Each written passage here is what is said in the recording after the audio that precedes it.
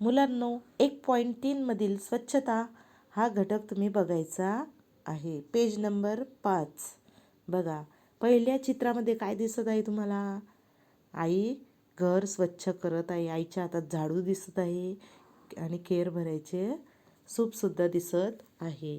एक मुलगी खिडकी पुसत आहे आणि एक मुलगा फ्रेमजवळ उभा आहे, म्हणजे ते स्वच्छ करत आहेत. बघा, सर्वजण प्रत्येकजण घरातील काय करताना दिसत आहे? स्वच्छता करताना दिसत आहे. बघा, जर आपण प्रत्येकाने आपल्या घरातील स्वच्छता केली तर घर कसे राहील? स्वच्छ आणि नीटनेटके आणि दिसायला सुद्धा सुंदर राहील. म्हणून प्रत्येकाने तुम्ही सुद्धा आपल्या आईला घरामध्ये घर स्वच्छ करण्यासाठी मदत करायची आहे. आपली सर्व वस्तू जागेवरती व्यवस्थित ठेवायच्या आहेत. कपड्यांच्या घड्या घालून ठेवायच्या, आईला भांडी घासायला मदत करायची, झाडू लावायला मदत करायची प्रत्येकाने. त्यानंतर बघा, पुढील चित्रात काय दिसत आहे तुम्हाला? काय दिसत आहे तुम्हाला पुढील चित्रामध्ये? शाळा परिसर दिसत आहे. बघा, शाळेचा जो परिसर आहे तिथे बघा, एक बाई कचरा भरताना दिसत आहे आणि एक काका आहेत, ते सुद्धा झाडू लावताना दिसत आहेत आणि कचरा टाकताना दिसत आहे. आणि शाळेच्या बाजूला सुद्धा मुले शाळेचा परिसर स्वच्छ करताना दिसत आहे. म्हणजे आपल्या शाळेत सुद्धा आपण आपली जी वर्गखोली आहे, शाळेच्या बाजूचा परिसर आहे, तो सुद्धा आपण स्वच्छ ठेवला पाहिजे. शाळेत येताना किंवा जाताना किंवा वर्गामध्ये कुठेही कागदाचा एखादा चुरगाळलेला बोर्ड दिसला किंवा कचरा पडलेला दिसला तर तो लगेच आपण डस्टबिनमध्ये टाकायचा आहे. त्याच्यामुळे काय होईल? स्वच्छ म्हणतात ना, हात फिरे तिथे लक्ष्मी वसे. जिथे स्वच्छता असते तिथे लक्ष्मीचा वास असतो आणि आपले आरोग्यसुद्धा चांगले राहते. म्हणून आपण जिथे कुठे आपल्याला घाण दिसेल, कचरा दिसेल, तो आपण डस्टबिनमध्ये टाकला पाहिजे. त्यानंतर पुढील चित्रामध्ये काय दिसत आहे तुम्हाला? घर परिसर. आपल्या घराच्या सभोवताली जे अंगण असतं, जो परिसर असतो, तो सुद्धा आपण स्वच्छ ठेवला पाहिजे.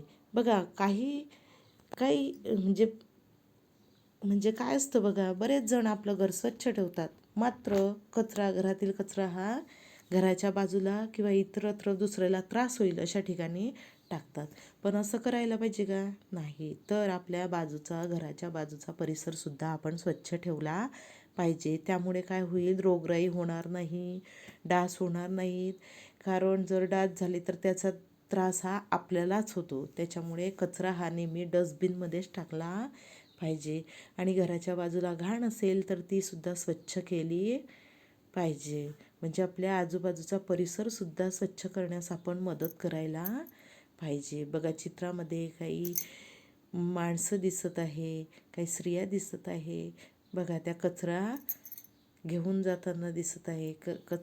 रस्त्यावरचा कचरा गोळा करत आहे आणि तो घेऊन जाताना दिसत आहेत. पुढील चित्रामध्ये काय दिसत आहे?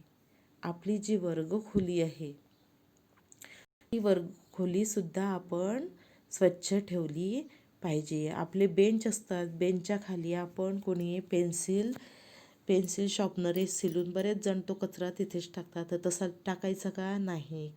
बरेच जण नोटबुकची पेजेस काढतात आणि ते खाली टाकतात बेंच खाली. तर तसं करायचं का? तर नाही. जर कचरा झालाच तर तो आपण डस्टबिनमध्ये टाकायचा आणि आपली वर्गखोली नेहमी स्वच्छ नीटनेटकी ठेवली पाहिजे. बघा, किती सुंदर दिसतोय तो वर्ग, किती छान सुंदर दिसत आहे. कुठेही कचरा दिसतोय का तुम्हाला? नाही. जर टीचर वर्गात नाही आल्या तर आपण व्यवस्थित जी वस्तू जिथे आहे तिथेच ठेवली पाहिजे आणि कचरा दिसत असेल तर तो डस्टबिनमध्ये टाकला पाहिजे. यामुळे काय होतं? आपल्या अंगी स्वच्छतेच्या सवयी लागतात आणि आपण सुद्धा नीटनेटके, स्वच्छ आणि छान दिसायला मदत होते आणि आपल्या अंगी हे गुण येतात.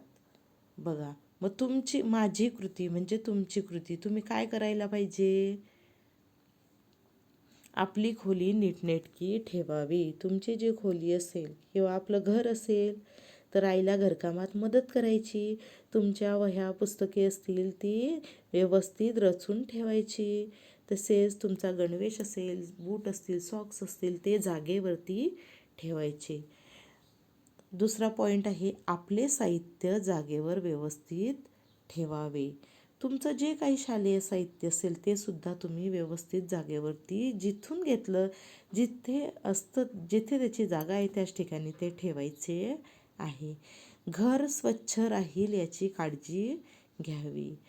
बघा, आपल्या घरामध्ये अस्वच्छता झालेली असेल किंवा घाण पडलेली असेल तर ती स्वच्छता करण्यास आईला मदत करायला पाहिजे. जिथे कुठे केर असेल तो केर तुम्ही डस्टबिनमध्ये टाकायचा आहे. त्याचबरोबर आपला परिसर म्हणजे आपल्या आजूबाजूला अंगणामध्ये कुठे कचरा असेल तर तो सुद्धा तुम्ही डस्टबिनमध्ये टाकायचा आहे. तो परिसरसुद्धा तुम्ही स्वच्छ ठेवायचा आहे. आणि कचरा नेहमी कचरा कुंडीतच टाकावा. आपल्या घरातील कचरा इतरत्र टाकावा का? नाही. त्याच्यामुळे काय होते, रोगराई पसरते आणि त्याचा त्रास हा परिसरातील सर्वांनाच होतो. त्यामुळे कचरा हा कचरा कुंडीतच टाकावा. तुम्ही सुद्धा घरातील कचरा किंवा तुमच्या परिसरात कुठे कचरा झालेला असेल तो सुद्धा तुम्ही कचरा कुंडीतच टाकायचा आहे. आणि आपल्या घरात आईला स्वच्छता करण्यास मदत करायची आहे. परिसर स्वच्छ करण्यास मदत करायची आहे. आपला शाळेचा परिसरसुद्धा स्वच्छ ठेवायचा आहे. आपली वर्गखोली स्वच्छ ठेवायची आहे. जेव्हा तुम्ही शाळेत याल तेव्हा आपली वर्गखोलीसुद्धा स्वच्छ ठेवायची आहे. आणि यामुळे काय होईल, तुमच्यामध्ये स्वच्छतेच्या सवयी लागतील आणि तुम्हीसुद्धा नीटनेटके छान तुम्हाला सवयी लागतील.